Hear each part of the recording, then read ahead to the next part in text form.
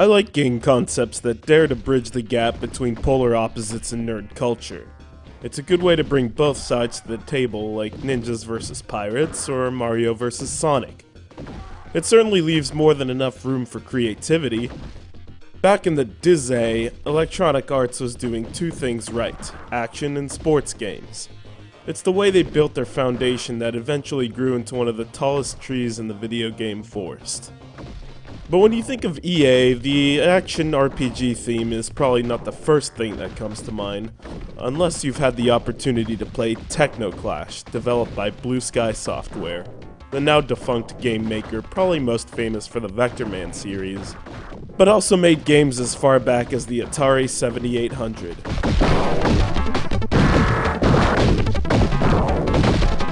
What's TECHNOCLASH, you might ask? It's developed loosely upon the concept of two nerd subcultures, steampunk and cyberpunk. In more simple terms, it's the battle of wizardry and magic against advanced technology and computers. The good old days of sword and staff swinging against an entire army of evil machines, hell-bent on the institution of machinery and the destruction of arcanery and more natural technological pursuits. Normally, most wizards and knights would lay down their weapons in unconditional surrender, but a brave hero named Ronan and his team of wizards and warriors have taken it upon themselves to save the inner realm from the invasion of the Engine Men by sealing the portals popping up everywhere. What results is an interdimensional battle through familiar present-day locations like Las Vegas and more outside realms, where every corner must be traversed with the ultimate care.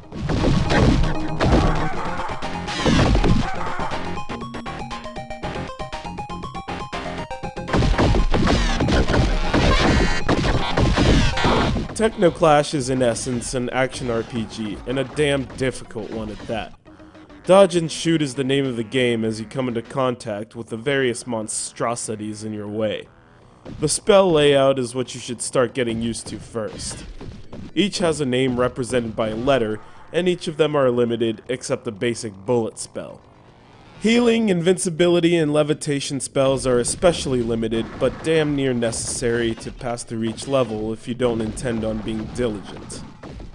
Accompanying you are two bodyguards, Farg and Chaz, a barbarian and a wizard, respectively. You must be smart in how you choose to use them, since they must follow what you do. For example, if you need to levitate over the clouds in the sky level, the barbarian Farg cannot follow you, and you must instead take Chaz along for the ride.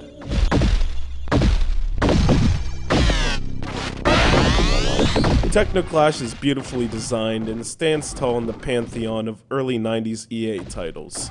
Just taking a look around the junkyard level will prove how much work the developers put into the detail in level design, as well as enemies and player characters.